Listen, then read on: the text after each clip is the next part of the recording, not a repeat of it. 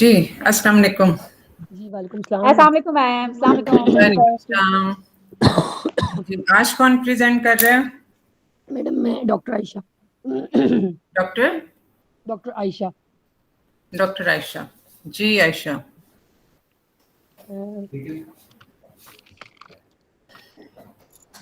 जी शुरू करें। स्टार्ट करूं मैं? हाँ जी। बिस्मिल्लाहिर्रहमानिर्रहीम।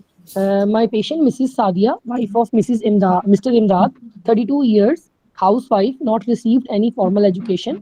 Her blood group is B positive, resident of Kana, Lahore, 1 hour distance from the Index Hospital. She is married from 8 years. This is the first consensuous marriage of the both partners. Gravida 5, para 4, abortion 0. Last child born 2 years back. First 3 normal vaginal deliveries, followed by the previous 1 lower segment cesarean section.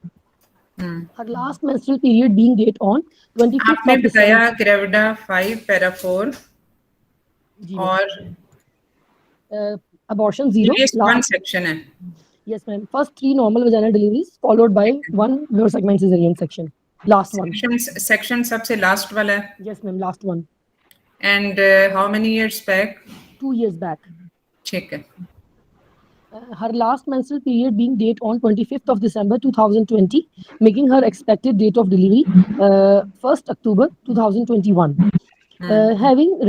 She was having regular menstrual cycle. She's admitted from the one day through outdoor with presenting complaint of gestational amenorrhea of 31 weeks, completed 31 weeks, and absent fetal movement from the last 4 days.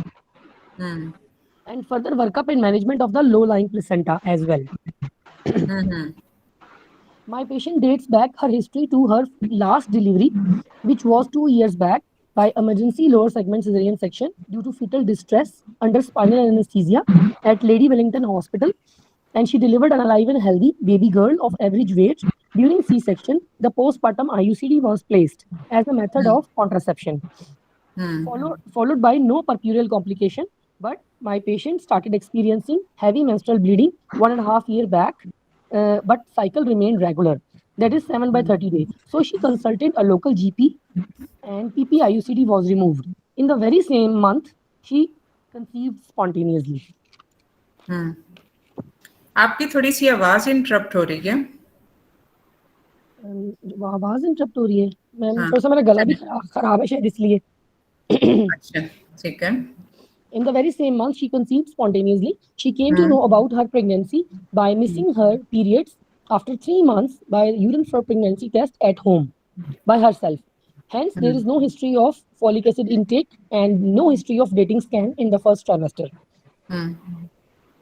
No history of excessive nausea, vomiting, or dehydration. No history of pervaginal bleeding, pervaginal discharge, any fever, flu, rash in the first trimester. She had an ultrasound scan at the start of the 4th month by the local GP. She was reassured about single alive intrauterine pregnancy, but her blood pressure, blood sugar levels, blood investigation, urine investigations were not carried out. She did not book herself anywhere for antenatal checkup. She started receiving the fetal movement at the 5th month, which she could not correlate with the calendar month. She had an ultrasound scan at the 5th month by the local GP again, and she was reassured that there is no any gross fetal anomaly. She was prescribed with the hematonemics, which she took regularly, daily with a glass of water. Again, there are no blood pressure, blood sugar levels, blood urine investigations were carried out. She did not give any history of epigastric pain, visual blurring, headache, pedal edema, generalized body swelling. There is no history of polyuria, polyphagia, polydipsia, repeated skin infections, or pervaginal discharge. There is no history of heat or cold intolerance, insomnia, palpitation, diarrhea, or constipation. There is no history of shortness of breath, easy fatigability, or any history of blood transfusion or parenteral iron injections in the pregnancy. There is no history of itching with or without rash, and any history of trauma and pervaginal bleeding, pervaginal discharge in the pregnancy. There is no history of bleeding from the natural orifice or any gum bleeding. Abdominal growth was normal according to the patient and as compared to the previous pregnancies. But patient continued to perceive decreased fetal movements, that is 1 to 2 times per day only. But she did not bother this decreased fetal movement in the whole antenatal period. ये जो decrease fetal movement थी इसको कब से थी? Since 6 months onward. 6 months onwards. ठीक है. But she didn't bother and not consulted any doctor or no antenatal checkup. Meanwhile, at 31 weeks, she visited to the Index Hospital for presenting a complaint of absent fetal movement from the 4 days.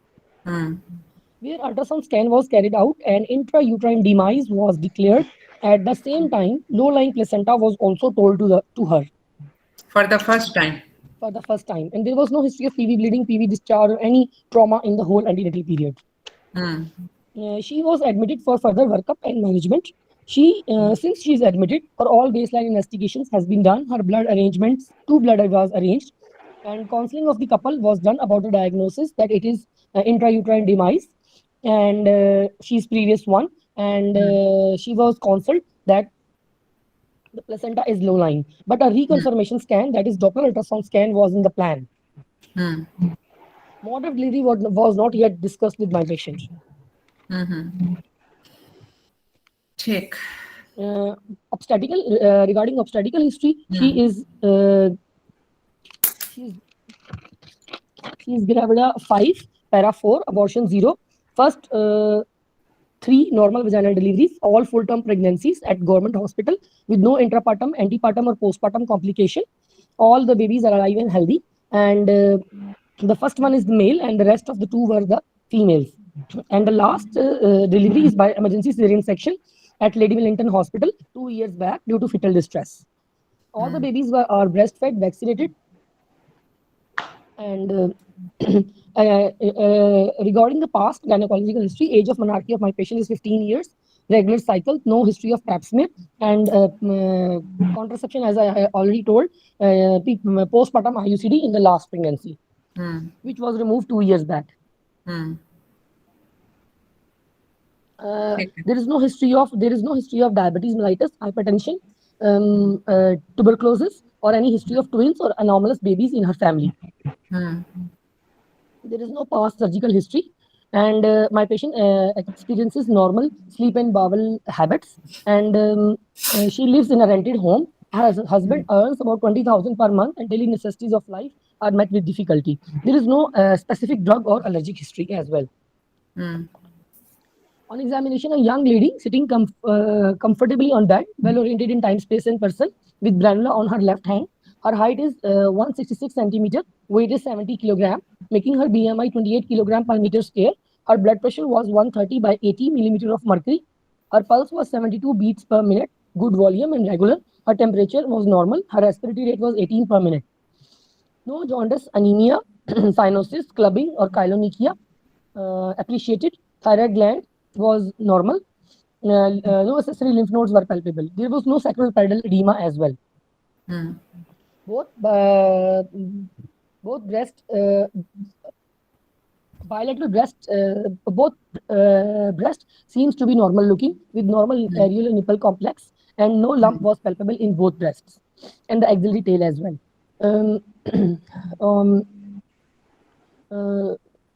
First and second heart sounds were audible in the 4th intercostal space with no added sounds. She has a normal vesicular breathing with no added sounds.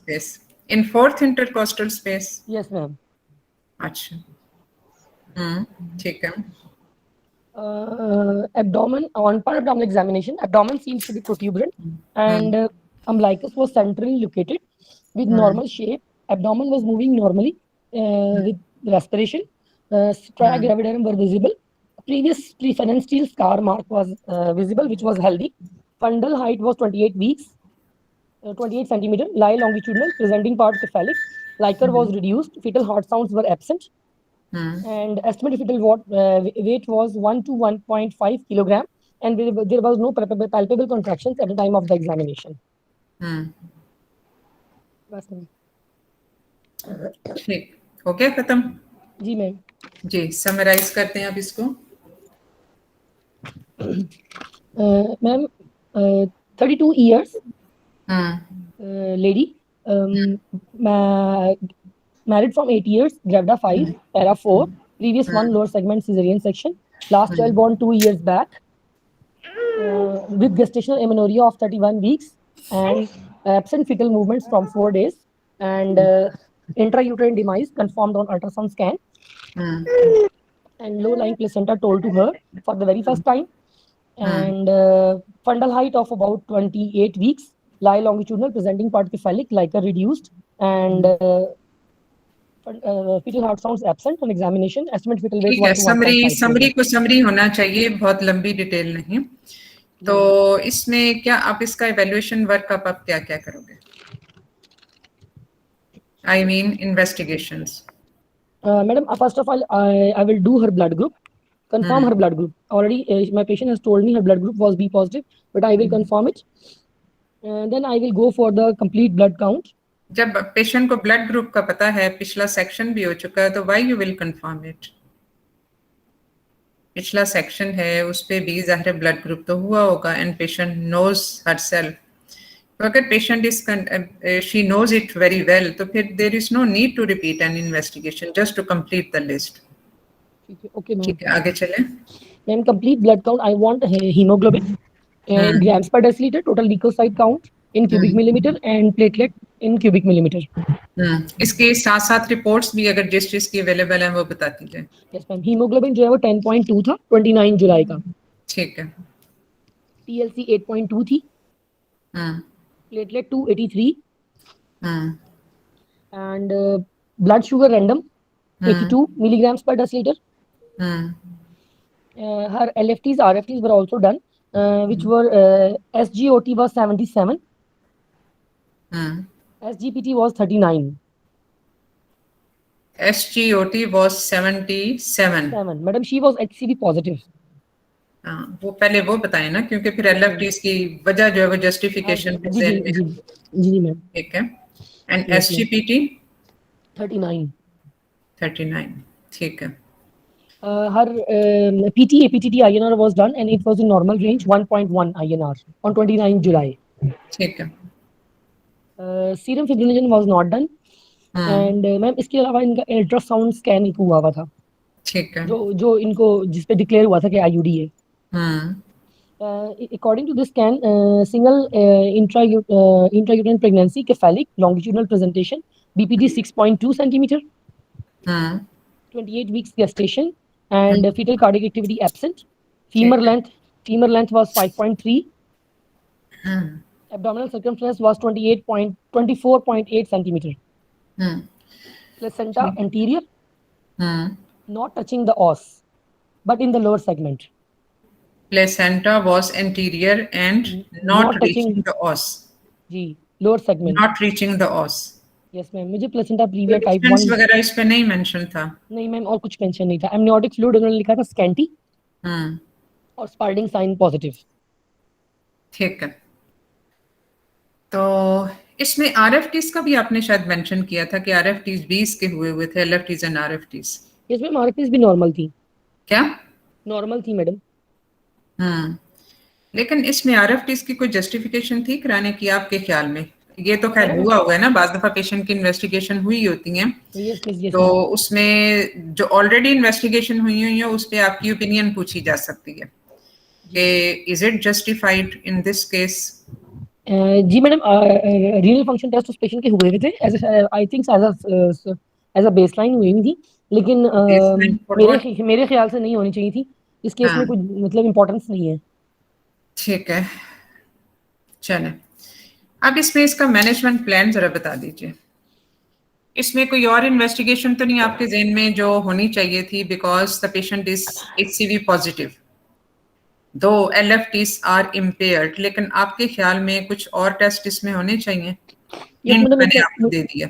Abdominal ultrasound scan for liver status. Abdominal ultrasound scan for liver status.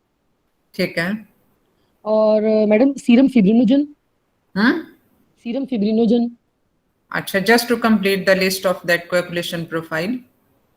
तो ma'am IUD भी है शायद, इसलिए नहीं, इस शायद वाली बात तो फिर नहीं होनी चाहिए। शायद का तो मतलब ये है कि आपको खुद कंफर्म नहीं पता। तो फिब्रिनोजन होना चाहिए या नहीं होना चाहिए? होना चाहिए मैम। क्यों? Ma'am it's a part of clotting profile. Clotting profile derange होता है इंट्रायूटेराइन डिवाइस में DIC की वजह से।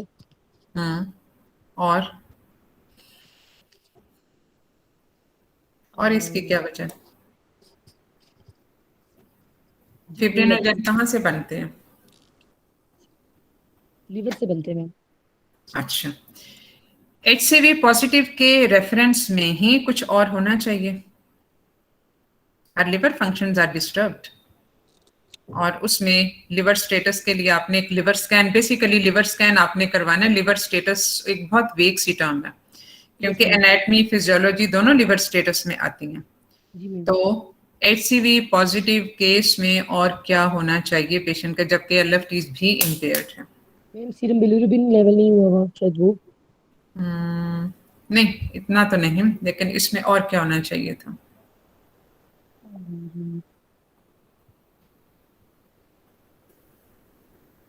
What can be the consequences of the patient is HCV positive? Ma'am PTA PTA तो हो गया ना, PTA भी हो गया, इन्होंने INR भी PCR इन्होंने जन्म। PCR PCR is very important PCR, because yes, there ma'am. is ongoing liver dysfunction. SGOT अगर चीज को ज्यादा स्पेसिफिक टर्मिनोलॉजी ALT और AST होती है, ठीक है, इसमें ALT is more specific for the liver problems. तो PCR इसमें करवाना बहुत जरूरी है, just to know the viral status के पे लाइव वायरस है या नहीं है। और इसमें इनिशियली आप क्वालिटेटिव करवाते हो और उसके बाद फिर आपने क्वांटिटेटिव करवाते हो। तो PCR positive means live virus still there and the patient needs treatment. क्योंकि जो आप करते हैं anti HCV positive, that means that antibodies are positive. उसमें पेशेंट PCR नेगेटिव भी हो सकता है, पॉजिटिव भी हो सकता है। तो इस वक्त वो एक्टिव स्टेट में है या नहीं है, because it's a very slowly growing जो है वो इसमें लिवर डैमेज होता है ECV में। लेकिन यह है कि इसमें PCR का स्टेटस का जानना बहुत जरूरी है इन view of overall health profile of the patient. इसकी मैनेजमेंट या इसकी IUD या इसके लो लाइन प्लेसेंटा से सारी चीजों से इसका ताल्लुक नहीं है, लेकिन पेशेंट का मतलब इसमें एज एन इटियोलॉजिकल फैक्टर, लेकिन पेशेंट की मैनेजमेंट के साथ इसका ताल्लुक है। और इसके अलावा if she is HCV positive और PCR पॉजिटिव भी, तो other family members should also be screen for it. ठीक है, चले जी, अब ये इसके बाद PCR भी आपने करवा लिया, और अब इसकी आप मैनेजमेंट जरा मुझे डिस्क्राइब करते हैं। मैडम माय फर्दर इन्वेस्टिगेशन, इसमें जरा आप थोड़े से मेंशन कर दें एक ब्रीफ सा, what are the risk factors in this patient? risk factors, madam, first of all, first consensuous marriage of both partners. ये रिस्क फैक्टर है? Yes madam. अच्छा, ठीक है। Secondly madam, previous one lower segment cesarean section, emergency lower segment cesarean section. ठीक है। तीसरा madam risk factor है इसका मैडम HCV पॉजिटिव है पेशेंट। और चौथा मैडम पेशेंट ने कोई एंटीनेटल चेकअप नहीं करवाया, पेशेंट अनबुक्ड है। पेशेंट हमारे पास अनबुक्ड है, लेकिन और कहीं तो बुक्ड होगी, दिखाती रही है रेगुलरली, वो दिखाती रही है, अल्ट्रासाउंड भी इसके होते रहे हैं। For the first time placenta, low lying placenta is diagnosed, अगर ठीक है प्रीविया नहीं है। और इसमें एग्जैक्टली हमें ये भी नहीं पता कि उसका डिस्टेंस फ्रॉम इंटरनल लॉस कितना है।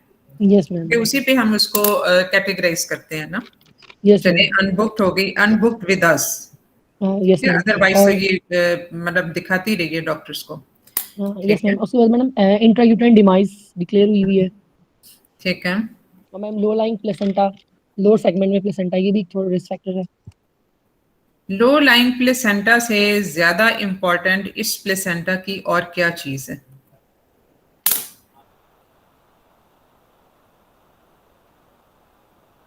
एंटीरियर,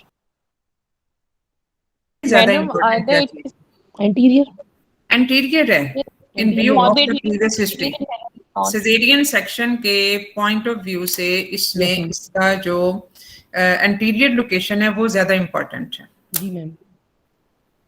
ठीक है, चले, अब ये सारे रिस्क फैक्टर जहन में रखते हुए आपकी मैनेजमेंट की लाइंस पे चलेगी। Yes ma'am. Madam, I will first of all I will trace the pending investigations. and ma'am, Doppler ultrasound scan as which is Are already you planned. happy with this in view of the previous section and the low lying placenta? Are you happy with the hemoglobin 10.2 है? नहीं ma'am, I am not happy. मैंने अपने plan में रखा हुआ है कि मैं इनकी हीमोग्लोबिन को ऑप्टिमाइज करूंगी, एक ब्लड लगा के इनके 11 तक लेके आऊंगी. तो अनीमिया की कैटेगरी में तो आ जाता है ना ये, तो ये भी Yes, उसके ma'am. रिस्क फैक्टर में ये भी आएगा. इसके जी जी बिल्कुल एग्जैक्टली. ठीक है, चलो आगे चलो. Ma'am, I will trace the pending investigations and the Doppler ultrasound scan which is already planned. Doppler ultrasound scan for the significance of morbid adherence of the placenta as the placenta is anterior. Hmm. And my further plan of the management, my further management will depend upon the Doppler ultrasound suppose scan. Morbidly adherent placenta rule out हो जाता नहीं है, जी ma'am. फिर उन lines पे आप treatment plan जरा मुझे बताओ.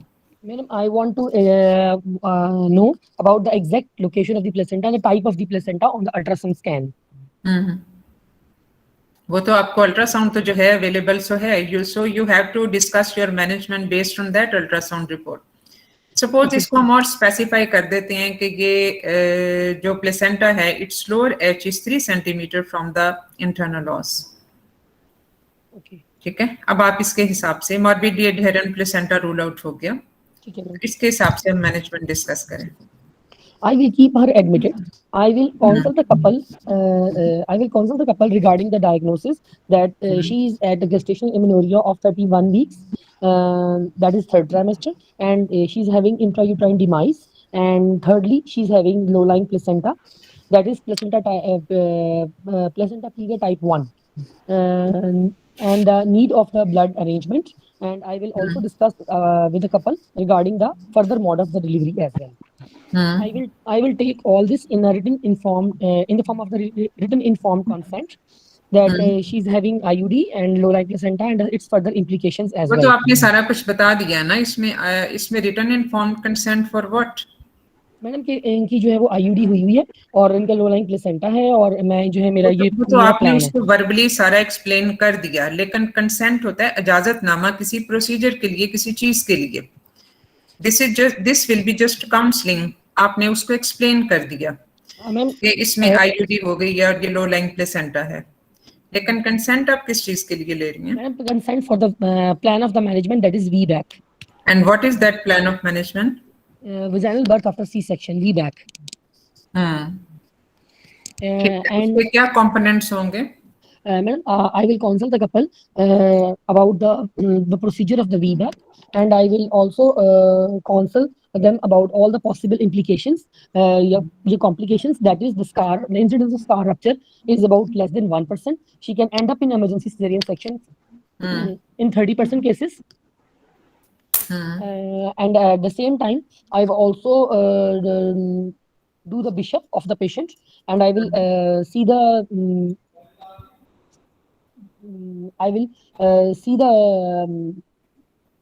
I will rule out at the same time. I will rule out all the contraindications for the VBAC as well. वो तो कॉन्ट्राइंडिकेशन रूल आउट करके आप उसे कंसेंट VBAC की लोगे. जी मैम. ये तो प्राइमरी इवेंट होता है ना कि पहले आपने पेशेंट को देख लिया, उसकी सारी हिस्ट्री आपको पता है, उसके सारे टेस्ट आपको पता है, एग्जामिनेशन फाइंडिंग्स आपको पता है, and by this time before taking the consent you have ruled out all the contraindications for VBAC. जी. And then you take the consent for VBAC. Consent लेने के बाद तो कॉन्ट्राइंडिकेशन नहीं रूल आउट की जाती. Yes, ma'am. At the same time, madam, I will take the consent for the emergency cesarean section as well, because 30% cases, in 30% of the cases, patient can end up in emergency cesarean section. At the same time, I will arrange 2 units of the blood. I will keep 2 units of the blood in hand, and I will optimize the hemoglobin of the patient. As her hemoglobin is 10.2, I will transfuse her 1 unit of the blood before the procedure. Then I will make her choose whether she wants spontaneous onset of the labor or she wants induction of labor. ठीक है. अच्छा, तो by 30 weeks of gestation, how much are their chances for onset of spontaneous labor? The chances of onset of spontaneous onset of labor are Quite low. 50%, less than 50%. 50%? Yes, ma'am. I still doubt, क्योंकि 31 weeks पे अमूमन spontaneous labour के onset के chances बहुत कम होते हैं. So probably you have to end up with the induction of labor. But when? Now she has an intrauterine fetal death for last 4 days. Apparently, clinically, जो हम सोच सकते हैं, according to the patient's history, and it shows the Spalding sign on ultrasound as well. Old IUD है. तो इसमें जो है वो आप अब इसमें कितनी देर तक के लिए वेट करोगे और फिर आप इसको इंडक्शन करोगे एंड बाय व्हाट मेथड? इसमें हमारे पास अवेलेबल ऑप्शंस क्या होंगे? I mean, it will depend upon the patient's choice whether she wants spontaneous onset of the labor or she wants induction of the labor. If she opts for the induction of the labor, then I will plan my further management accordingly. Okay, let's discuss with according to the patient's wish के अगर वो spontaneous labor का wait करना चाहती है, for how much time? How much time you will give her to wait for the spontaneous labor? 2 to 3 weeks. 2 to 3 weeks, ठीक है, I agree. और इस 2 to 3 weeks में आप क्या करोगे? 2 to 3 weeks में I will make sure that she should have her follow-up visits. She should have follow-up visit every weekly with baseline investigations. सारी baseline investigation इसकी हर हफ्ते repeat करोगे? No ma'am, only platelet and PT, APTT, INR. अच्छा, ठीक है. So this will be repeated on weekly basis. Yes ma'am. Why?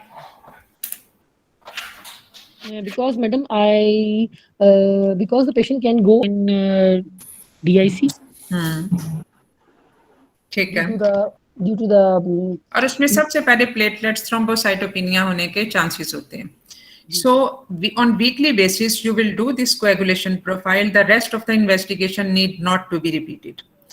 और अगर आपने ये वेट करना है तो फिर आप इसकी हीमोग्लोबिन को optimise preferably by iron infusion करोगे. You have the emergency transfusion facility available in view of the risk factors associated with the blood transfusion.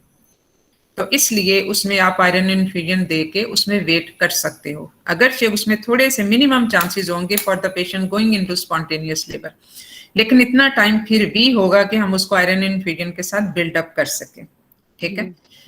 और इसमें suppose now she opt for the induction of the labour और after waiting for 2 to 3 weeks she still doesn't go into spontaneous labor, then what? Then madam फिर induction of labour. Induction of labour के जरा मुझे थोड़े से pre requisites methods बता दीजिए कि इसमें फिर किन तरीकों से हम कर सकते हैं और उसके प्री रिक्विजिट्स क्या होंगे? Pre requisites madam, first of all induction of labour के लिए I will do her bishop. I will see whether the bishop is favorable or not. I will follow the FIGO regime. According to the FIGO regime, she is 31 weeks, so 25 microgram cytotec or misoprostol per vaginally every 6 hourly, 3 doses are recommended for her. And at the same time, I will make sure one blood in hand. I will reconfirm my consent. And I will keep her admitted in the labor room, and I will do all the care during her labor as well as for the VBAC as well. During labor, I will maintain IV line and I will give 1-to-1 care monitoring. I will keep her fully prepared for emergency section at the same time. That is, and I will make my liaison with the anesthetist as well. As she can end up in emergency section, I will plot a partogram. I will see the progress of the labor as well, and I will provide her with analgesia, with good analgesia. If this analgesia can be in the form of the epidural as well, if she opts epidural. I will use the oxytocin or syntocinon if required during labor. But with great care, as she's previous one lower segment cesarean section, I will manage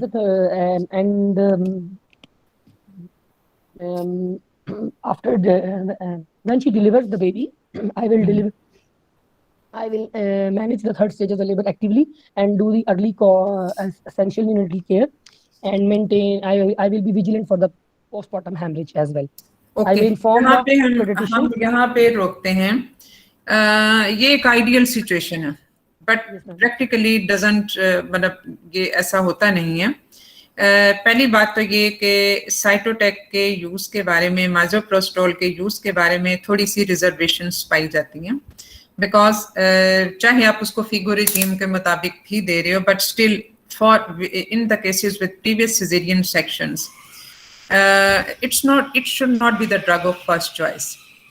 और दूसरी चीज ये कि इसमें जो आपने, मतलब इसमें ऐसा नहीं होता अमूमन with the low bishop score, जो अनफेवरेबल बिशप स्कोर है, कि उसमें पेशेंट जो है वो फर्स्ट इंडक्शन के साथ ही लेबर में चला जाए। मतलब पॉसिबली हो सकता है, लेकिन less likely, because she is at around 31 weeks, जिसमें पेशेंट के लेबर में जाने के चांसेस स्पॉन्टेनियस में भी as well as even after induction of the labour जाने के चांसेस थोड़े से कम होते हैं। So if we talk about the other induction methods, तो what comes into your mind, मतलब साइटोटेक के अलावा, ये मेजोप्रोस्टोल के अलावा और क्या इंडक्शन एजेंट्स हैं जो इसमें यूज हो सकते हैं? Mechanical method madam. कौन सा? Mechanical method, intracervical Foley's. Intracervical Follis catheter. So what are the pros and cons of that method? अगर ये आईयूडी ना होती तो शायद ये बेस्ट मेथड होता, उसका ये even in the town deliveries भी।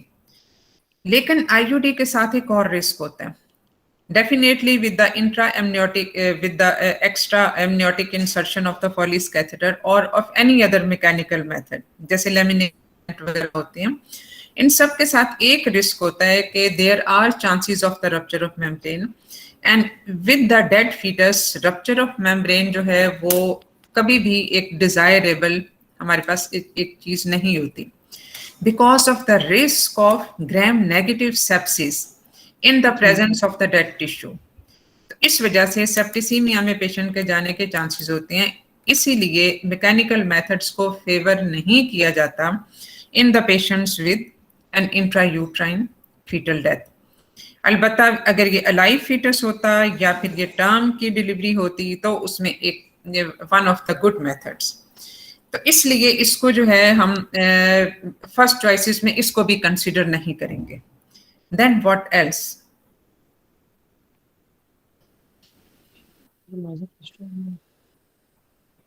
Then definitely comes the drugs.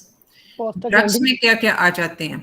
Drugs में डेफिनेटली प्रोस्टाग्लैंडिन्स आती हैं with a poor bishop score. अगर बहुत अच्छा फेवरेबल स्कोर हो तो फिर तो सिंटोसिनोन भी डायरेक्ट आ सकती है, अगरचे वो भी एक बहुत फेवरेबल चॉइस नहीं होगी for induction in a patient with previous caesarean section, क्योंकि उसमें इंडक्शन से ज्यादा उसको फेल्ड प्रोग्रेस या जहां पे इनएडिक्वेट यूट्राइन कॉन्ट्रैक्शन हो उसके लिए तो यूज किया जा सकता है सिंटोसिनोन को, बट फॉर प्राइमरी इंडक्शन उसमें ये भी एक फेवरेबल चॉइस नहीं है। रप्चर ऑफ मेम्ब्रेन आप कर नहीं सकते, मैकेनिकल मेथड आप कर नहीं सकते। So what is left behind is are the prostaglandins, जो यूजुअली हम यूज करते भी हैं। उसमें प्रोस्टाग्लैंडिन्स में प्रोस्टाग्लैंडिन E2 और E1 दोनों आ जाती हैं। E1 में माइजोप्रोस्टोल, जो कि एक बहुत फर्स्ट चॉइस वाली बात नहीं होगी उसमें, लेकिन फिर आप उसमें प्रोस्टाग्लैंडिन जेल या टेबलेट्स वो आप फिर उसमें यूज कर सकते हो, प्रोस्टाग्लैंडिन E2। तो E2 फिर that remains the choice. A patient is gravida 5 para 4 and with previous 1 section. तो इसमें in condition when the Bishop score is primarily is very poor, so you will ripen it with the prostaglandins. अब इसमें ये है कि आपने primary induction की, बाज़ दफा ऐसे भी होता है कि एक इंडक्शन के बाद patient doesn't go into labour, आप उसमें रेस्ट टाइम दे सकते हो, फीटल इंटरेस्ट तो इसमें नहीं है, लेकिन आप उसमें 2-4 दिन के बाद भी उसको रीइंड्यूस भी कर सकते हो। हम उसमें एक्स्ट्रा एमनियोटिक तो हम कुछ भी इंसर्ट नहीं कर रहे, this is just the simple insertion of the prostaglandin gel और अ टेबलेट, जो भी हमने इसमें यूज करना है। But when the patient goes into labour तो इसमें 1-to-1 मॉनिटरिंग वाली बात बिल्कुल जो है वो एप्लीकेबल होगी, क्योंकि इसमें जहां तक लो लाइंग प्लेसेंटा का ताल्लुक है वो हमने रूल आउट कर लिया एब्नॉर्मल एडहेरेंस। इसका डिस्टेंस जो है वो डिजायरेबल डिस्टेंस है जो कि इंटरफियर नहीं करेगा विद द नॉर्मल डिलीवरी। और अगर फर्ज किया ये कवरिंग द ऑस बी होता प्लेसेंटा, तो भी after few days after the intrauterine fetal death placental vessels get thrombosed, उनकी सर्कुलेशन सीज हो जाती है, उनकी सर्कुलेशन नहीं रहती, तो इस वजह से उसमें से ब्लीडिंग होने के चांसेस मिनिमम होते हैं। तो even with the placenta covering the os फिर भी हम डेड फीटस के साथ उसको नॉर्मल डिलीवरी की तरफ ले जा सकते हैं। तो इसमें प्रोस्टाग्लैंडिन के साथ आप करोगे और फिर उसके बाद आपने इसकी लेबर को मॉनिटर करते रहना है according to its own merit, जो कि इसका पूरा एक प्रोटोकॉल है वी बैक का, उसकी मॉनिटरिंग का, इंट्रापार्टम केयर का। ठीक है, चलें अब बताएं जरा इसमें। मैम लेबर का दोबारा पूछ। हाँ जी मैम ड्यूरिंग लेबर प्रोस्टाग्लैंडिन के साथ हमने देखो इंड्यूस कर दिया। Now the patient has gone into labour, patient primarily labour में नहीं गई तो आप रीइंडक्शन पे हो सकता है लेबर में ये चली जाए। ठीक है, इसमें अब डिफरेंट सिनेरियोज हो सकते हैं ना, पेशेंट लेबर में गई, पेशेंट लेबर में ना गई, या रिपीटेड इंडक्शन के बाद भी लेबर में ना गई। आपके पास डेड फीटस के साथ अगर आपने इसको फर्ज किया according to the patient wish अभी इसको इंड्यूस कर दिया या 2 हफ्ते बाद भी इंड्यूस कर दिया, still you have some time with you कि इसमें you can go slow and you can re induce the patient even 2-3 times भी। अब इसमें सवाल ये पैदा होता है कि क्या हम प्रीवियस सेक्शन के साथ इसको ऐसा कर सकते हैं, though it is a little bit more risky to re induce the patient with prostaglandins again and again in the patient who is having lower segment caesarean section already. लेकिन uterus का size इस वक्त इस 28 weeks, तो इसमें probably जो scar की डिहिशन या रप्चर के चांसेस हैं वो थोड़े कम होते हैं, क्योंकि बेसिकली लाइव फीटस के साथ अगर ये beyond 28 weeks lower segment formation start हो जाती है। 28 वीक से पहले पहले भी अगर हम सेक्शन करते हैं या यूट्रस साइज अगर इसका 28 वीक्स के को करेस्पॉन्ड कर रहा है, जो इसमें डेफिनेटली हो गया with the fetal demise and with the reduced liquor, तो उसमें ये चांसेस होते हैं कि ये हम जो इसको इंसिजन देंगे it might go into the upper uterine segment as well. तो इस वजह से ये 2 चीजें भी इसमें फर्क होंगी। तो अगर लोअर सेगमेंट जब बनना शुरू हो जाता है तो वहां पे rupture of scar, dehiscence of scar के चांसेस ज्यादा हो जाते हैं। तो इसलिए इसमें आप कम से कम 2 दफा तो इंडक्शन आप दे सकते हैं, इसलिए कि इसमें आपने उसको benefit of normal vaginal delivery तो देना है विद द डेड फीटस। और अगर इसमें फर्ज किया रिपीटेड इंडक्शन के बाद भी ये फेल हो जाता है, then by according to the patient's on which you can consider the emergency caesarean section और elective caesarean section, whatever is the situation. और उस वक्त भी as she is para 4 live issues हैं इसके, तो उसमें you and she is 32 years old of age, तो you can consider tubal ligation as well in that case. तो ये सारी चीजें हैं जो benefit of doing section in इस केस में हो जाएगा। और अदरवाइज भी ट्यूबर लाइगेशन का जो कॉन्ट्रासेप्शन है वो, क्योंकि एक उसकी PPIUCD फेल हो गई, so you have to go for the other contraceptive measures. इस पेशेंट में एक सिजेरियन सेक्शन हो गया, इस और एज उसकी ऐसी है, पेरिटी उसकी ठीक है, तो इसमें कॉन्ट्रासेप्शन की भी सारी चीजें आप उसकी कंसेंट में पूछोगे। लेकिन हमने इसको सेक्शन रिपीट सेक्शन से बचाने के लिए हमने इसको बेनिफिट ऑफ वी बैक देना है if she opt for that. और अगर ये वी बैक में हम ये सक्सेसफुल नहीं होती, ड्यूरिंग लेबर हमें करना पड़ता है, और if she fails to go into labour after induction, तो उस सूरत में भी इसमें जरूरत पड़ सकती है। उस केस में आप ट्यूबर लाइगेशन की तरफ ज्यादा जाओगे। So in that way you will cover all the aspects of contraception as well as the mode of delivery, ये सब चीजें, keeping the safety of patient in mind। ठीक है, तो इसको इस तरह से आपने लेके चलना होगा इस केस को। चलें जी, अब इसमें प्रोज एंड कॉन्स वही हो गए नॉर्मल डिलीवरी के और सेक्शन के भी, दोनों के भी हमने टोटली मेरा ख्याल है कि डिस्कस कर ही लिया है। कि इसमें हमने जब सेक्शन करना होगा या डिलीवरी जो हमने करनी है उसमें फिर आपने वी बैक का सारा प्रोटोकॉल बताना होगा, और उसके बाद फिर इसकी जो रूटीन की जो पोस्टमार्टम केयर होगी वो सारी, and then you will at the same time जो इसके एनीमिया का जो है और HCV पॉजिटिव की चीजें हैं उनको भी आपने जहन से नहीं निकालना। ठीक है, तो इसमें और कोई चीज डिस्कस करने वाली अगर है रह गई है तो वो हम डिस्कस कर लेते हैं। मैडम ये जो स्पॉन्टेनियस हेलो जी जी मैम, ये जो आपने spontaneous onset of the labour का बताया है कि ये इसका मैडम थोड़ा सा जरा प्लीज डिस्कस कर लें कि हम कितनी देर तक पेशेंट को छोड़ सकते हैं देखो, स्पॉन्टेनियस ऑनसेट। स्पॉन्टेनियस लेबर के लिए जो है अब पेशेंट में IUD हो गई तो उसमें जो एक कोएगुलोपैथी वाला फैक्टर होता है वो हमारे एक ज़हन में होता है, और बाद दफा पेशेंट के अपने अंदर कुछ मिथ्स होते हैं कि पता नहीं, ये अक्सर मरीजों से अगर बात करो तो उनके ज़हन में सबसे बड़ी चीज ये होती है कि ये क्या अंदर जहर तो नहीं फैल जाएगा, ये उनके ज़हन में एक बहुत बड़ा। तो सबसे पहले तो आपने उनके इन मिथ्स को करेक्ट करना है, और उसके अलावा फिर दूसरी चीज ये है कि इसमें जो हमारे एक मेडिकली जो एक रिस्क इसमें होता है वो कोएगुलोपैथी का होता है, और कोएगुलोपैथी को होने में जो ज्यादा उसके चांसेस होते हैं वो 3 to 4 वीक्स होते हैं। So that is the safe time period जिसमें आप उसका वेट कर सकते हो for onset of spontaneous labour. और पेशेंट अगर वेटिंग मैनेजमेंट पे, अमूमन वैसे पेशेंट वेटिंग मैनेजमेंट पे तो जरा कम ही जाते हैं कि जिसमें 3 या 4 हफ्ते वेट किया जाए, लेकिन अगर पेशेंट वेट करने को ऑप्ट करता है तो फिर आप कम से कम इसका 3 वीक्स वेट करके पेशेंट लेबर में नहीं जाती, फिर आप इसकी इंडक्शन कर सकते हैं। इंडक्शन के साथ जो रिस्क होता है, अब टर्म डिलीवरी में रिस्क ऑफ रप्चर डिहिसेंस ज्यादा होता है as compare to preterm delivery, उसकी वजह मैं बता चुकी हूँ।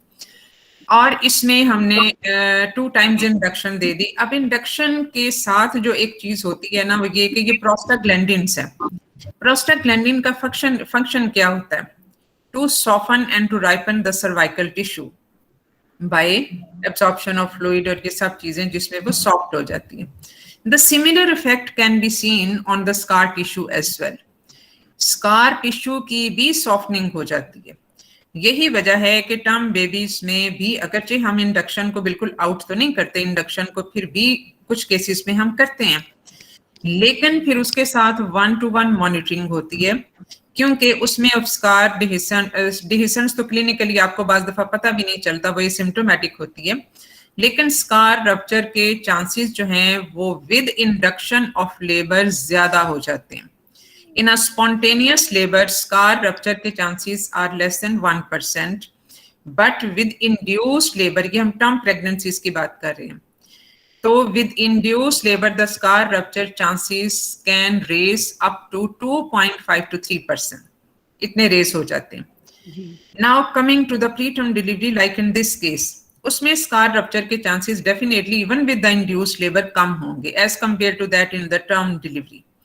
तो इसीलिए हम इसको सेफली इंड्यूस कर रहे हैं इवन विद द प्रोस्टाग्लैंडिन्स, और हम इसको एक दफा इंडक्शन फेल होगी तो हम दूसरी दफा भी इसको इंडक्शन कर रहे हैं। तो इसलिए जो है वो इसमें इंडक्शन वाला रोल डेफिनेटली है, इवन टर्म में भी है अगर हम उसको इतना मेटिकुलसली मॉनिटर कर सकें तो, और हमारा इमरजेंसी सिजेरियन सेक्शन का बैकअप भी बहुत स्ट्रॉन्ग हो, एनेस्थीसिया हर वक्त राउंड द क्लॉक अवेलेबल हो। तो इन सारी कंडीशंस के साथ भी इंडक्शन कंसिडर की जा सकती है, अगरचे with live baby at term हम इसमें जो extra amniotic insertion of Foley's catheter है वो ज्यादा जो है वो नॉन मेडिकल एक किस्म की वो नॉन फार्माकोलॉजिकल इंडक्शन हो जाती है जो ज्यादा प्रेफरेबल है। डेफिनेटली उसमें risk of rupture of membrane और रिस्क ऑफ इन्फेक्शन थोड़ा सा एस्केलेट कर जाता है as compare to that with the prostaglandin. तो ये सारे pros and cons and different methods के which can be discussed accordingly as and when needed. तो इस पेशेंट में 3 हफ्ते आप वेट करो और फिर उसमें इंडक्शन कर दो अगर ये लेबर में नहीं जाती तो, और इसके साथ साथ आपकी जो ऑन गोइंग असेसमेंट होगी that will be based on coagulation status, जो कि आप प्राइमरीली प्लेटलेट्स जो हैं वो सबसे पहले इसमें खराब होते हैं, फिर फिब्रिनोजेंस, और जाहिर है ये 2 चीजें खराब होंगी तो पीटी-एपीटीटी विल बी अफेक्टेड। अब पीटी-एपीटीटी का साइकिल, उसमें क्या कंपोनेंट्स पार्टिसिपेट करते हैं पीटी में और एपीटीटी में, ये आपको बीइंग पार्ट 2 कैंडिडेट्स ये पता होना चाहिए। INR तो एक रिलेटिव रेशियो है, तो ज्यादा जो है वो प्लेटलेट्स, फिब्रिनोजन, PT और APTT आ जाते हैं। तो इनके साथ आपने इसको चलाना है ऑन वीकली बेसिस। तो या फिर अगर बीच में कोई ऐसी सिचुएशन अराइज होती है कि पेशेंट ब्लीड करना शुरू हो जाए, तो उस सूरत में फिर अकॉर्डिंगली आपको उस वक्त रीअसेसमेंट करके और फिर अकॉर्डिंगली उसको मैनेज करना पड़ता है। तो ये है सारी सिचुएशन जो। हाँ जी, इन्वेस्टिगेशन बता दें ma'am, antenatal and postmortem rule out the जी? Cause of IUD। Ma'am investigation antenatal और पोस्टमार्टम कौन से कराएंगे to rule out cause of IUD? इस पेशेंट में जी मैम। देखो, अब जहां तक अब ये एक बिल्कुल डिफरेंट चीज हो जाएगी कि अब इसमें अगर IUD हो जाए तो उसमें एंटीनेटल हमने क्या कराना है। एंटीनेटल जो है वो हम इन्वेस्टिगेशन क्या करेंगे, आपका यही क्वेश्चन है ना? जी मैडम, एंटीनेटल और पोस्टमार्टम करना है। एंटीनेटल इन्वेस्टिगेशन, अगर एक इंट्रायूट्राइन फीटल डेथ हो जाए तो आपने कौन कौन सी करानी है। सबसे पहले तो आप इसकी वजह को क्लिनिकली जानने की कोशिश करते हैं बाय द डिटेल हिस्ट्री, जो भी प्रोबेबल रीजंस हैं। अब प्रोबेबल रीजंस में बहुत सारी चीजें आ जाती हैं। अब उसमें डेफिनेटली जो मेडिकल डिसऑर्डर्स हैं वो भी आ जाते हैं। हाइपरटेंशन है, डायबिटीज है, जो इन्होंने सारी हिस्ट्री में भी पूछा, और एनीमिया भी अगर बहुत सीवियर हो, जैसे यानी लेस देन 7-6 हो, तो फिर उस सूरत में वो भी एक वजह बन जाती है ड्यू टू क्रॉनिक हाइपोक्सिया, जिसमें IUGR वाला एलिमेंट भी होता है, और क्रॉनिक रीनल डिजीजेस, या फिर कोई क्रॉनिक ऑटो इम्यून डिसऑर्डर्स। ये सारी चीजें हैं जो, या फिर हाइपोथायराइडिज्म एक बहुत इंपॉर्टेंट कॉज है विच इज समटाइम्स ओवरलुक्ड।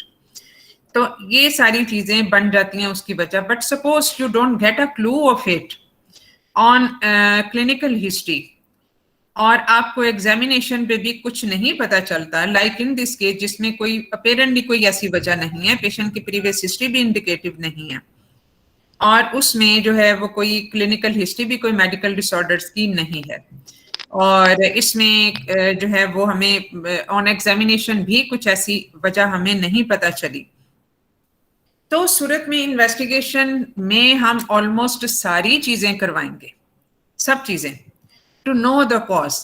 अब इसमें एक जो हेपेटाइटिस C anti-HCV पॉजिटिव आ गया, वो तो उसकी IUD की वजह अपेरेंटली नहीं बन सकती, अनलेस के बाद दफा कोलिस्टेसिस का अगर एलिमेंट हो तो वो तो एक वजह बन जाती है। But here we have a known reason for this liver disorder कि HCV पॉजिटिव है ये पेशेंट। तो इसमें तकरीबन सारी चीजें करवाएंगे। मैं इसीलिए इनके RFTs की वजह भी पूछ रही थी, जो इन्होंने कहा कि जरूरत नहीं है, हालांकि इसमें जरूरत थी। LFTs हो गए, RFTs हो गए, इसमें OGTT या blood sugar level fasting random तो इतना बहुत ट्रूली इंडिकेटिव नहीं होता, स्पेसिफिक इन्वेस्टिगेशन नहीं है वो भी। और इसके अलावा हमें इवन थायराइड फंक्शन टेस्ट भी करवाने चाहिए ऐसे पेशेंट्स में। और जहां पे हमें ये सारी इन्वेस्टिगेशन सही मिल जाती हैं, कोई भी वजह नहीं मिलती, तो देन वी कैन अज्यूम कि कोई प्लेसेंटल डिसफंक्शंस। अब प्लेसेंटल डिसफंक्शन को we can assess on Doppler flow studies, जिसमें डॉपलर फ्लो, अब जाहिर है इसका पहले से अगर हुआ होता तो हमें कुछ अंदाजा होता कि इसमें ST रेशियो इसकी शुरू से सही चल रही थी, नहीं चल रही थी, ये सब चीजें। तो ये हैं जो टेस्ट जो कि हम इसके एंटीनेटल उसमें करवाएंगे, just to know the reason. अगर आपको कोई रीजन मिल जाती है ऑन हिस्ट्री तो फिर आप उस पर फोकस करोगे, उस पर फिर आपने फोकस करना है कि yes it can be the reason. जैसे हाइपरटेंशन हो तो hypertension can be a reason through placental dysfunctions. इसी तरह से अगर डायबिटीज है तो डायबिटीज का एक अपना mechanism of intrauterine fetal death है, अनकंट्रोल्ड जो होता है उसका एक अपना मैकेनिज्म है। तो अगर हमें वजह ना मिले तो फिर हमने ये सारे टेस्ट करवाने हैं इस केस में। और उसके बाद पर पोस्टमार्टम में तो ऐसा कुछ, पोस्टमार्टम में जहां तक इसका डेड फीटस की डिलीवरी के बाद का है, तो इसमें उसकी स्केलेटल एनॉमलीज, उसमें जिसमें एक्सरेज वगैरह करवाए जाते हैं, but the more confirmatory test would be the postmortem, जिसमें है कि हमें कोई कंजेनिटल एनॉमलीज पता चल जाती हैं। अब इसमें तो अपेरेंटली तो जाहिर है कोई स्ट्रक्चरल एनॉमलीज नहीं थी as assessed on the ultrasound, लेकिन क्रोमोसोमल एनॉमलीज का तो हमें नहीं पता चल सकता ऑन अल्ट्रासाउंड। तो वो definitely that can be a reason for intrauterine fetal death. और इसमें क्रोमोसोमल एनोमलीज की जो वजह है वो इसलिए भी ज्यादा लाइकली इसलिए भी लग रही है कि इसमें right from the beginning the patient gives history of reduced fetal movement, और ऐसा उस वक्त होता है जब कोई न्यूरोमस्कुलर डिसऑर्डर्स हों बच्चे में, तो क्योंकि इसको जब से फीटल मूवमेंट स्टार्ट हुई तब से अब एक मल्टीपैरा जो होती है उसको फीटल मूवमेंट जल्दी परसीव होना शुरू हो जाती है, but she started fetal movement at 6 months and since 6 months onward she is having decreased fetal movement, यानी just 1 or 2 per day, जो कि बहुत अनलाइकली है एक नॉर्मल बेबी के, और बहुत मतलब ये कोई वो सिचुएशन नॉर्मल सिचुएशन तो नहीं है। तो पॉसिबिलिटी कम्स इनटू माइंड कि ये न्यूरोमस्कुलर डिसऑर्डर हो सकते हैं। और इसके अलावा न्यूरोमस्कुलर डिसऑर्डर के साथ साथ कुछ माइटोकॉन्ड्रियल डिसऑर्डर्स भी ऐसे होते हैं जिनमें यही वाला सिनेरियो हो सकता है, और इसमें इंट्रायूट्राइन फीटल डेथ और immediately after the birth the patient the newborn can die.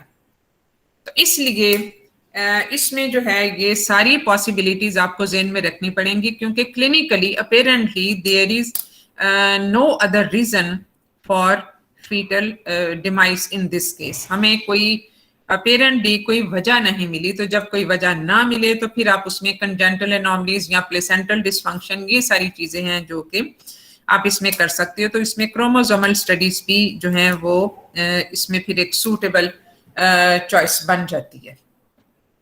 ठीक है, इज इट क्लियर नाउ?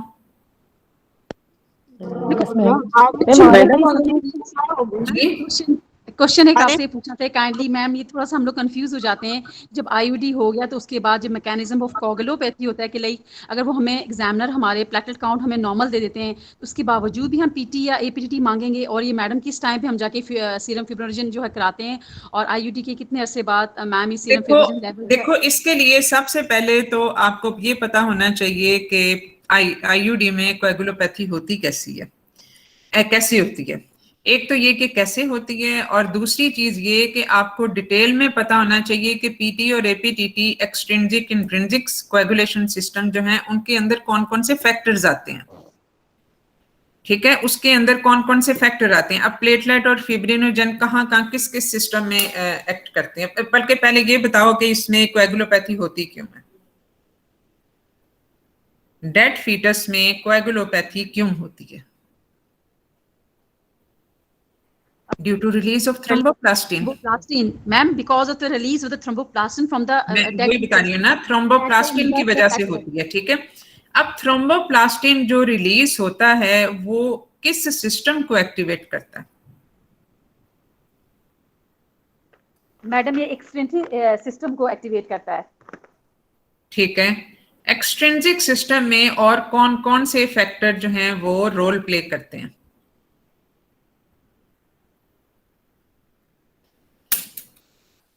तो जब ये चीजें पता नहीं होंगी तो how you can answer the question of an examiner.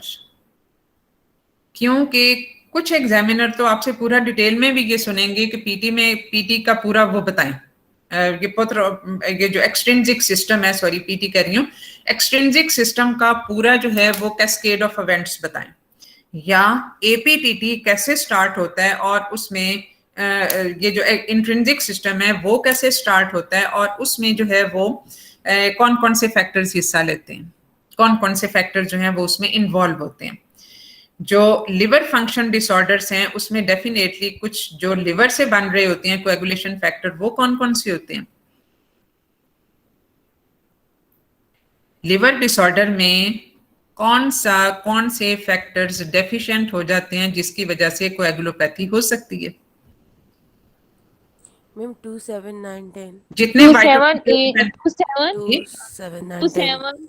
9 and 10 vitamin के डिपेंडेंट फैक्टर कौन कौन से हैं? 2, 7, 8, 7, 9, 10 जितने विटामिन के डिपेंडेंट फैक्टर हैं वो सारे लिवर से बनेंगे, लिवर से बनते हैं। तो लिवर डिसऑर्डर इटसेल्फ और डेड फीटस का तो मैकेनिज्म फर्क हो जाएगा कि उसमें थ्रोम्बोप्लास्टिन रिलीज होती है, एक्सट्रिंसिक सिस्टम एक्टिवेट होता है। तो इसलिए ये सारे इवन आपको जो कोएगुलेशन फैक्टर्स हैं उनके नाम भी पता नहीं। फिब्रिनोजेन कौन से नंबर का फैक्टर समझा जाता है? फैक्टर 1 और 2? 2 ठीक है। तो कम से कम इसको आपने इस तरह से प्रोसीड करना है एग्जामिनर के क्वेश्चन को, then you would be able to answer. अब फिब्रिनोजेन जो है वो अगर डेफिशिएंट होना शुरू हो जाएगा due to increase consumption in DIC, ठीक है ना, तो उसमें फिब्रिनोजेन जब डेफिशिएंट होता है, अब देखो फिब्रिनोजेन की डेफिशिएंसी हम जो अल्ट्रासाउंड पे नहीं, ब्लड टेस्ट पे जो हम डिटेक्ट करते हैं, अब नॉर्मल और प्रेगनेंसी की वैल्यूज फर्क होती हैं। Fibrinogen tend to increase during pregnancy, it tend to increase in pregnancy. ये तकरीबन 1.5 टाइम ज्यादा हो जाता है as compare to a non pregnant status. तो एक नॉर्मल लेवल भी जो आएगा फिब्रिनोजेन का, that will indicate a relative deficiency of fibrinogen in pregnancy. और फिब्रिनोजेन जब डेफिशिएंट होगा तो फिब्रिनोजेन कौन से सिस्टम का हिस्सा होता है, एक्सट्रिंसिक और इंट्रिंसिक? Extrinsic system. नहीं इंट्रिंसिक मैडम। ये इंट्रिंसिक सिस्टम में भी आता है। मैडम बोथ तो PT APTT basically PT extrinsic system को और एपीटीटी इंट्रिंसिक सिस्टम को डिटेक्ट कर रहा होता है। तो ये हम टेस्ट जो हैं ये डिफरेंट टेस्ट कर रहे होते हैं to know the ultimate effect of that fibrinogen deficiency. तो जब आप उसको, बात ये नहीं है कि आपने एग्जामिनर ने कहा कि अच्छा पीटी एपीटीटी नहीं कराना है या कराना है और वाइस वर्सा, बात ये है कि आप उस क्वेश्चन को अपने आंसर को जस्टिफाई नहीं कर पाते। अब जब आप इसकी डिटेल में जाओगे तो आप ये सारी चीजें बिल्कुल इसी तरह से एक्सप्लेन करोगे तो एग्जामिनर कैसे आपकी बात नहीं मानेगा? एग्जामिनर अनरीजनेबल नहीं होते। जब आप उसको जस्टिफाई करोगे और उसका सारा उसको मैकेनिज्म बता के कि यस फिब्रिनोजेन को हमने, that is one thing, but the ultimate outcome will be the problems with the intrinsic and extrinsic coagulating system reflected by the disturbed PT and APTT levels, which will be assessed to know the ultimate coagulation outcome. ठीक है, तो इस तरह से जब आप बताओगे तो, क्योंकि पीटी एपीटीटी तो हम करवाते ही हैं, खाली प्लेटलेट और फिब्रिनोजेन तो नहीं करवाते। प्लेटलेट भी, एक प्लेटलेट जो है वो बेसिकली आपका सबसे पहला डिफेंसिव सिस्टम है अगेंस्ट द ब्लीडिंग, क्योंकि जहां पे भी कहीं पे कोई डिफेक्ट आ जाता है ब्लड वेसल्स में, कहीं पे भी सबसे पहले प्लेटलेट्स नहीं वहां पे एग्रीगेट करना है, और उन्होंने वो जो थोड़ा सा वेसल्स में डिफेक्ट होगा या कुछ भी होगा वो उसको सील कर देंगे। इनिशियली डिफेंस ही उसके साथ होता है, then comes the coagulation system. ठीक है, तो मैडम आपने रीनल फंक्शन टेस्ट क्यों कहा, क्यों कराने हैं? रीनल फंक्शन टेस्ट वही मैं बता रही थी कि इसमें चूंकि अनएक्सप्लेन्ड आईयूडी है ना, अनएक्सप्लेन्ड आईयूडी में तो आप सारे सिस्टम को देख रहे होते हो। अच्छा, सारे सिस्टम को, अगर आरएफटीज कराने की और कोई वजह नहीं है इस केस में, और कोई वजह नहीं है, लेकिन इसमें आप चूंकि अनएक्सप्लेन्ड आईयूडी है, अगर इसमें कोई वजह होती, अब जैसे अगर डायबिटीज फर्ज किया हो जाता और लॉन्ग स्टैंडिंग डायबिटीज जो होती है तो उसमें भी उसमें भी आरएफटीज की जरूरत होती है। लेकिन अगर फर्ज किया कोई और ऐसी वजह हो, जैसे कोई फीवर हुआ या कुछ और ऐसा प्रॉब्लम जिसमें कि हम जिसका रीनल प्रॉब्लम्स पे कोई इफेक्ट नहीं है, तो उस सूरत में तो करवाने की जरूरत नहीं थी। लेकिन आरएफटीज अनएक्सप्लेन्ड आईयूडी में भी आप करवाते हो at least serum uric acid and creatinine. Sometimes the renal disorders go asymptomatic. Asymptomatic भी वो चल रहे होते हैं, क्योंकि अभी even in the present era the renal function disorders are on rise. बहुत सारे environmental pollutants and the misuse of the drugs and even the misuse of the खास तौर पे बहुत ज्यादा frequent use of painkillers जो हैं, NSAIDs वगैरह जो हैं, तो वो ये चीजें बहुत साइलेंटली इनको डैमेज, तो इसलिए वो भी एक वजह बन सकती है, चाहे उसमें क्लिनिकल सिम्टम्स ना भी हो, क्योंकि आईयूडी, अनएक्सप्लेन्ड आईयूडी वो चीज है जिसमें बावजूद कोई साइन सिम्टम्स किसी डिजीज के ना होने के भी आप ये करवा रहे होते हो और अनएक्सप्लेन नहीं करवा रहे होते हो। अगर कोई ऐसी प्रॉब्लम है तो उसमें तो जाहिर है आपने उसी पे फोकस करना है। हाइपरटेंशन है तो आप उसी पे फोकस करोगे, आप बताओगे कि इस केस में अपेरेंटली यही वजह है, लेकिन अगर कोई वजह नहीं मिली तो आपने उसको सॉर्ट आउट तो करना है कि ये वजह है या नहीं है। Otherwise many things will be overlooked, हम उसको अनएवैल्यूएटेड ही फिर रहने देते हैं।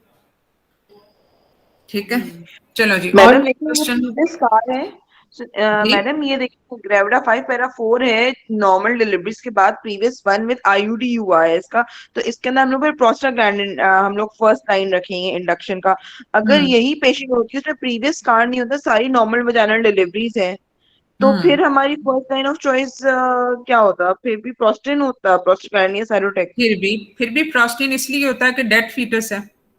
अगर फर्ज किया कि एबनॉर्मल फीटस होता, पहली दफा एबनॉर्मेलिटी पता चलती। अब तो वैसे एबनॉर्मल फीटस में termination of pregnancy is not considered a good thing, क्योंकि इवन आप जब नियोनेटोलॉजिस्ट ओपिनियन भी लेते हो ना तो वो भी कहते हैं कि हम तो डिलीवरी के बाद ही देखेंगे इसको, ऐसा ही होता है ना। वो ये नहीं कहते अनलेस कि एनेनकेफली हो। एनेनकेफली में तो आपको पता है कि क्या सर्वाइवल पोटेंशियल है, लेकिन अगर कोई ऐसी छोटी मोटी बाकी डिसऑर्डर्स हों तो उस पर अमूमन टर्मिनेशन नहीं कंसिडर की जाती, खासतौर पे 31 वीक्स पे तो वैसे भी नहीं, कि और कुछ अरसे बाद टर्म का फीटस डिलीवर हो सकता है आसानी से। लेकिन अगर कोई ऐसा जैसे एनेनकेफली अगर फर्स्ट केस की पहली दफा डायग्नोज हुई है 31 वीक्स से, all previous vaginal deliveries dead fetus नहीं है, तो उसमें फिर आप उसमें ज्यादा बेहतर ऑप्शन तो फिर फॉलिस कैथेटर ही होगी जी, अलाइव में। अलाइव हाँ, में, क्योंकि डेड फीटस के साथ मसला वही सेप्सिस का होता है कि रप्चर ऑफ मेम्ब्रेन ना हो जाए। रप्चर मेम्ब्रेन होगा तो डेड टिश्यू पे तो फिर इन्फेक्शन तो हो सकता है, सेप्टिस और ये सारा कुछ। और अगर यही है कि history followed by previous one caesarean section और अलाइव फीटस है और एब्नॉर्मली वे से हम लोग कर रहे हैं टर्मिनेट, तो अब हम लोग इंट्रासर्वाइकल फोलीज रखेंगे ना पहले? फिर कर सकते हैं Okay, क्योंकि वो that is one of the safest options. अगर risk of rupture of membrane and infection is still there, लेकिन considering the use and the effects of the prostaglandin, वो ज्यादा बेहतर ऑप्शन समझी जाती है, सेफ ऑप्शन बल्कि समझी जाती है। इसीलिए टर्म में भी अगर इंडक्शन आपने करनी हो विद द प्रीवियस सेक्शन, तो भी अगर और कोई कॉन्ट्राइंडिकेशन नहीं है तो आप फॉलिस कैथेटर को बिल्कुल यूज कर सकते हैं। डॉक्टर, और राइटनिंग सबसे बेस्ट मैडम हिस्टेरोटमी कब करते हैं? प्रीवियस 2 एंड प्रीवियस 3 में 22 वीक्स 28 वीक्स ऑनवर्ड? 28 वीक से पहले वो हिस्टेरोटमी ही कंसिडर होगी। ठीक है, और दूसरी चीज ये कि इवन विद प्रीवियस 2 अगर ये 20 या 22 वीक्स पे भी है, अब देखो पूरी दुनिया में प्रीवियस 2 वाले डिलीवर भी होते हैं। हमें तो अपना यहाँ जाहिर है थोड़ा सा स्कार की क्वालिटी और मेल न्यूट्रिशन, ये सब चीजें ऐसी हैं जो स्कार की इंटेग्रिटी को थोड़ा सा कॉम्प्रोमाइज कर देती हैं। अदरवाइज प्रीवियस 2 सेक्शन भी जो स्टडीज कहती हैं वो ये कि आप डिलीवर भी कर सकते हो, प्रोवाइडेड पेशेंट बाद दफा लेबर में आता है डिलीवर भी हो जाता है। तो इसलिए प्रीवियस 2 की हद तक आप उसको की जा सकती है, लेकिन हिस्टेरोटमी के फिर अपने कॉन्सिक्वेंसेस होते हैं। हिस्टेरोटमी होगी तो उसके बाद अगर आपने लाइगेशन नहीं की फॉर एनी रीजन, आप पेशेंट की आगे फर्टिलिटी पोटेंशियल अभी है, जरूरत है अभी उसकी, तो स्कार रप्चर के चांसेस तो बहुत हैं, that will be considered as a classical scar. आप उसमें हिस्टेरोटमी में जब लोअर सेगमेंट नहीं बना होता तो आप लो वर्टिकल देते हो। लो वर्टिकल में अगर स्कार रप्चर के चांसेस थोड़े से कम हो जाते हैं as compare to the classical one, लेकिन फिर भी बहरहाल एक लोअर सेगमेंट सेक्शन से तो ज्यादा ही होते हैं। तो मैडम एक हाँ जी, एक क्वेश्चन पूछना था कि अगर वीक्स पे नॉन इम्यून हाइड्रॉप्स आ जाए तो उसकी तो मोर्टेलिटी मोर देन 90% है ना, जो भी उसकी कॉज हो ना, तो उसको फिर टर्मिनेट करना है या उसे टर्म तक लेके जाना है? जैसे एनेनकेफली उसे तो नॉन इम्यून हाइड्रॉप्स में तो पूरी की पूरी फीचर्स ही ऐसी होती हैं जिसमें सर्वाइवल बहुत मुश्किल होता है। अब देखो हाइड्रॉप्स की बेसिक कॉज क्या है? Congestive cardiac failure, that may be due to anemia itself, और अनीमिया किस वजह से होता है, जहाँ पे RH इनकम्पैटिबिलिटी हो जाए या कोई वायरल इन्फेक्शन ऐसे हो जाए जो कि हेमोलिसिस कर रहे हैं और उसकी वजह से फीटल एनीमिया हो गया, and that resulted into high output cardiac failure, congestive cardiac failure होता है, और due to some anomalies otherwise, जिसमें ज्यादा कॉमनली कार्डियक एनॉमलीज होती हैं। तो इनमें अब अगर ये फर्ज किया इसमें नॉन इम्यून में, तो ज़ाहिर RH आइसोइम्यूनाइजेशन वाली बात नहीं है कि जिसमें हम इंट्रायूट्राइन ट्रांसफ्यूजन कर दें, तो वो termination will be consider, depend करता है कि किस जेस्टेशनल एज पे वो हाई ड्रॉप्स पहले अपीयर हुआ। अब इसमें जो कार्डियक एनॉमलीज भी हैं उसमें कुछ रिपेयरेबल होती हैं, कुछ इररिपेयरेबल होती हैं, but if high drops is of that extent कि उसमें ज़ाहिर इंट्रायूट्राइन ट्रांसफ्यूजन वाली बात तो सिर्फ अनीमिया के केसेस में ही हम कंसिडर कर सकते हैं, लेकिन अदरवाइज हम कोई ऐसी एनॉमली अगर हो जिसमें हाई ड्रॉप्स हो गया और वो रिपेयरेबल नहीं है, तो definitely you have to go for the termination. Otherwise एक ऐसी चीज जिसमें हम इवन इंट्रायूट्राइन कोई ड्रग थेरेपी भी दे सकते हो या इंट्रायूट्राइन मैनिपुलेशन अदरवाइज भी कर सकते हो, क्योंकि इंट्रायूट्राइन ट्रांसफ्यूजन के अलावा भी बहुत सारी इंट्रायूट्राइन थेरेपी की हैं, मतलब ऑप्शंस होती हैं हमारे पास। तो अगर उसमें से कोई भी चीज वर्केबल नहीं है and the fetal condition is deteriorating, then you have to go for the termination of pregnancy. जी मैडम, और एक और क्वेश्चन पूछना था कि जिस तरह आप कह रही थी ना ये आईयूडी, और अगर किसी की कॉज नहीं मिली, फिर हमने उसको मतलब क्रोमोसोमल पेशेंट का आईयूडी है और हमें कोई कॉज नहीं मिली, तो हमने क्रोमोसोमल एनालिसिस और जो है पोस्टमार्टम तक जाना है। लेकिन अगर किसी पेशेंट की कॉज मिल गई है, जैसे डायबिटिक है, हाइपरटेंसिव और उसमें आईयूडी हो गया, फोकस करो, फिर हमें सारी चीजों पे जाने की जरूरत नहीं है। अगर कोई कॉज फिर तो मैडम पोस्टमार्टम की तरफ, फिर देखो पोस्टमार्टम अगरचे किसी भी डेड फीटस में एक आइडियल चीज समझी जाती है, लेकिन कितने को केसेस आपकी नजर से गुजरे हैं जिन्होंने पोस्टमार्टम करवाया हो। तो ये एक कल्चरल नॉर्म्स भी तो होते हैं कि usually the patient doesn't go for it. अब हम एबॉर्टस को तो स्टडी कर लेते हैं फॉर क्रोमोसोमल एनॉमलीज जिनमें रिपीटेड एबॉर्शंस होती हैं, but for a term baby and even for the pre term babies इसमें बहुत कम क्लास ऐसी होती है जो कि क्रोमोसोमल एनालिसिस की तरफ जाती है, फिर उसमें तो प्लेसेंटा और बेबी दोनों को ही करना पड़ता है। लेकिन अदरवाइज अगर आपको अपेरेंटली कोई कॉज मिल जाती है, then to keep the management cost low, फिर आपने उसकी तरफ बहुत ज्यादा, अगर आइडियल सिचुएशन वही होगी, लेकिन वही बात है ना कि हम उसको कॉस्ट इफेक्टिव चीजें नहीं रह जाती। और उसमें फिर ये कि अब जैसे इस पेशेंट में तो we can go for a tubal ligation as well because she has completed almost completed her family. तो उसमें भी फिर ऐसा कोई इम्पैक्ट ऑन फर्दर जो है वो फर्टिलिटी पोटेंशियल पे नहीं है। But in a case who is primi और उसके साथ ये ऐसा प्रॉब्लम हो जाए, प्रीवियस सेक्शन को हम अभी इसमें से निकाल देते हैं, एंड अनएक्सप्लेन आईयूडी और उसमें आपको टेस्टों पे भी कुछ नहीं मिला, क्लिनिकल हिस्ट्री पे भी कुछ नहीं मिला, then definitely they should go for it, because only in that case उसमें हम रिकरेंट ट्रांसलोकेशंस या जो रिकरेंट एनॉमलीज वाली बात है, specially in the cousin marriages वगैरह में भी ये जरूर होना चाहिए, so that the baby can be screened at an early stage in the next pregnancy. तो उसमें एक पूरा जो फ्यूचर रिप्रोडक्टिव पोटेंशियल है वो उस पर बेस कर रहा होता है। तो इसमें आप हार्ड एंड फास्ट रूल तो कोई नहीं बना सकते, इसमें फिर आपने केस टू केस इसको डिसाइड करना होगा, क्योंकि पोस्टमार्टम तो ठीक है, कंफर्मेशन उसमें हर तरह की चीज हो जाती है, लेकिन इसमें कितने को लोग करवाते हैं, नहीं करवाते। और फिर पोस्टमार्टम की कॉस्ट ये भी नहीं। अब देखो वेस्ट में अगर जाओ तो इवन किसी का रोड ट्रैफिक एक्सीडेंट भी हो उसका भी पोस्टमार्टम जरूर होता है, क्योंकि ऐसा भी तो हो सकता है कि वो रोड ट्रैफिक एक्सीडेंट से ना मरा हो, किसी ने मार के डाल दिया हो, तो उसमें फाइनल कंफर्मेशन तो इसी से पता चलेगी। लेकिन वही बात है कि हमारा जो इंफ्रास्ट्रक्चर या हमारी जो बाकी वैल्यूएशन कॉस्ट या इन्वेस्टिगेशन की कॉस्ट और पेशेंट की अपनी विशेष, ये सारी चीजें हैं जिन पे बहुत सारी चीजें बेस करती हैं। मैम एक सवाल और बता दूं मैम, अगर तो प्रीवियस आईयूडी हो तो that is the indication for OGTT in next pregnancy. अब जैसे ये वाली पेशेंट है जिसने पहले कोई हिस्ट्री नहीं थी, उसका फर्स्ट IUD है, तो इसमें और IUD के बाद तो OGTT की वैल्यू करती है, तो हम इसमें एग्जामिनर से डायरेक्ट GTT मांगेंगे या अगर फास्टिंग और रैंडम उसने हमें देखो डिलेट किया फिर हाँ, इसकी तो फर्स्ट IUD है, इसमें कोई मैक्रोसोमिक बेबी नहीं था, इसमें कोई प्रीवियस हिस्ट्री नहीं है, और वैसे तो OGTT basically high risk factor में हम करते हैं, अदरवाइज तो ये 100% केसेस में होना चाहिए। तो OGTT आप करवा भी लोगे तो भी आप उसको जस्टिफाई कर सकते हो, क्योंकि OGTT is now a screening test.